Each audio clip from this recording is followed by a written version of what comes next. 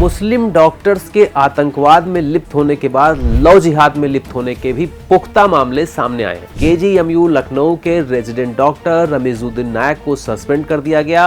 उन पर उत्तर प्रदेश विधि विरुद्ध धर्म संपरिवर्तन प्रतिषेध अधिनियम 2021 के तहत एफआईआर भी दर्ज हुई। इस कानून में क्या होता है? इस कानून के तहत धोखे से, जबरदस्ती से, प्रलोभन से या शादी के नाम पर धर्म परिवर्तन कराना अपराध है। तो ऐसे में अगर कोई मुस्लिम लड़की या मुस्लिम लड़का किसी का शादी के आधार पर धर्म परिवर्तन कराता है, दबाव बनाता है, तो भी वह अपराध माना जाएगा, उसे जेल हो सकती है। एक महिला जूनियर रेजिडेंट डॉक्टर ने गंभीर शिकायत दर्ज कराई कि जो आरोपी डॉक्टर है वह पहले से ही एक हिंदू महिला से शादी कर चुका है, उसका धर्मांतरण करा चुका है, निकाह कर चुका है और उसके साथ भी उसने संबंध बनाए और शादी के लिए उस पर भी धर्म परिवर्तन का दबाव बनाया, जिसके चलते महिला गहरे डिप्रेशन में चली गई, उसने आत्महत्या की कोशिश की।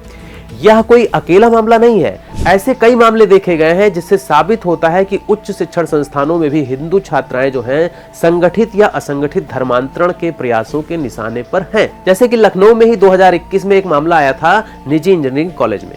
वहीं पर 2022 में मेरठ मेडिकल कॉलेज में भी ऐसे एक मामला सामने आया।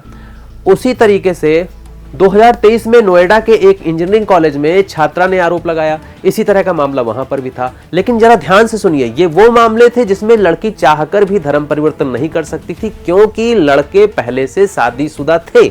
मतलब अगर वो शादीशुदा नहीं होते तो शायद इन लड़कियों ने धर्म परिवर्तन कर भी लिया होता। तो ज्यादातर मामले तो ऐसे ही होते हैं जिसमें लड़का शादीशुदा नहीं होता है, वह धर्म परिवर्तन करवा ले जाता है। घर वाले, लड़की के घर वाले या तो सेकुलर होते हैं या नहीं भी होते हैं, तो ऐसी सिचुएशन में कुछ कर नहीं पाते क्योंकि लड़की जब डॉक्टर बन गई, इंजीनियर बन गई तो वह उनके कंट्रोल में नहीं रहेगी। लड़की अगर इकोनॉमिकली इंडिपेंडेंट हो चुकी है तो फैमिली का दबाव नहीं चल पाएगा। तो जो आप 2-4 मामले देख रहे हैं टिप ऑफ द आइसबर्ग है, क्योंकि इसमें जो है लड़की चाहकर भी धर्म परिवर्तन नहीं कर सकती थी क्योंकि लड़का पहले से शादीशुदा था, पहले से निकाह कर चुका था। कई मामलों में तो बच्चे भी थे। और अगर ऐसा नहीं होता तो लव जिहाद का मकसद सफल हो जाता, सफल हो भी जाता है।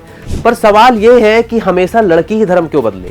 आप संविधान संशोधन करके या नियम बना सकते हैं, कानून बना सकते हैं कि अंतर धार्मिक विवाह में लड़का धर्म बदले, लड़की धर्म नहीं बदलेगी, बल्कि लड़के को लड़की के धर्म का ही पालन करना पड़ेगा। एक तरह से लव जिहाद जैसे मामले भी शांत हो जाएंगे।